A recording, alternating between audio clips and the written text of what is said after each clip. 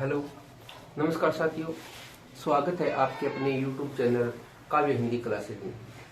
साथियों, क्या कहते हैं कि अगर जीवन में सफलता प्राप्त करनी है तो मेहनत पर विश्वास करो। अगर जीवन में सफलता प्राप्त करनी है तो मेहनत पर विश्वास करो, क्योंकि किस्मत की आजमाइश तो जुए में होती है। जुआ का खेल खेल रहे हैं उस समय किस्मत की आजमाइश होती है। अगर आप अपने जीवन में सफलता प्राप्त करना चाहते हो तो अपनी मेहनत पर विश्वास करो, कड़ी से कड़ी मेहनत करो, तभी सफलता प्राप्त हो पाएगी। तो आइए साथियों, अब हम पढ़ने जा रहे हैं भाषा के आवश्यक तत्वों में पद के बारे में। पिछली कक्षा में हमने जाना कि ध्वनि क्या होती है, वर्ण क्या होता है, अक्षर क्या होता है और शब्द क्या होता है। आज हम पढ़ेंगे पद, यानी पद क्या होता है, पद किसे कहते हैं, पद की क्या परिभाषा होती है और परीक्षा की दृष्टि से हम किस प्रकार के क्वेश्चन को हमें देखने को मिलेंगे और हम उनको हल किस प्रकार से कर सकते हैं। तो आइए जानते हैं पद के बारे में। यानी पद कहते किसे, पद कहते किसे, तो किसे कहते हैं, वर्णों या अक्षरों, वर्णों या अक्षरों के क्रमबद्ध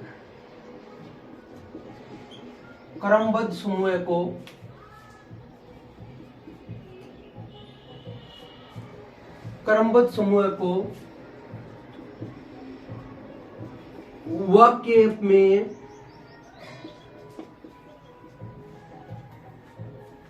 वर्णों या अक्षरों के क्रमबद्ध समूह को वाक्य में प्रयोग कर दिया जाए तो उन्हें पद कहते हैं। पद कहते हैं, यानी वर्णों या अक्षरों के क्रमबद्ध समूह को अगर वाक्य में प्रयोग कर दिया जाए तो उससे हम क्या कहते हैं, उसे हम पद कहते हैं। इससे आप सबको पता है कि वर्णों के जो सार्थक समूह है, वर्णों के सार्थक समूह को हम क्या बोलते हैं, वर्णों के सार्थक शब्द को हम शब्द बोलते हैं। वही शब्द अगर वाक्य में प्रयोग कर दिया जाए तो उन्हें हमें बोलेंगे पद, न कि शब्द। हमेशा याद रखना कि वाक्य में हमेशा पदों का प्रयोग होता है, न कि शब्दों का। जिस प्रकार देखो, कैमेल, कमल, ये क्या है, वर्णों का समूह है, इसे हम बोलते हैं शब्द। कमल क्या है, ये शब्द। अगर यही शब्द वाक्य में प्रयोग कर दिया जाए, इन्हीं शब्द का वाक्य में प्रयोग कर दिया जाए तो हम कहेंगे पद। जिस प्रकार कमल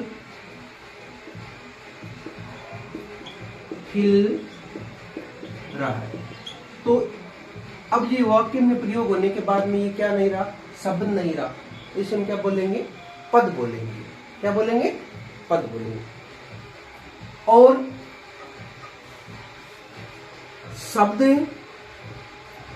शब्द के साथ में अगर विभक्ति चिन्ह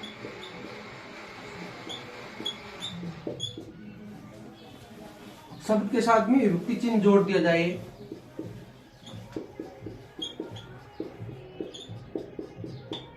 तो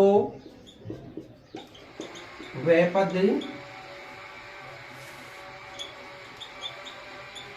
कहलाता। यानी शब्द का वाक्य में विभक्ति चिन्ह के साथ शब्द को जोड़ दिया जाए, उसे हम क्या कहेंगे, वाक्य में पद कहेंगे। ठीक है। और वाक्य में हमेशा पदों का प्रयोग होता है, न कि शब्दों का।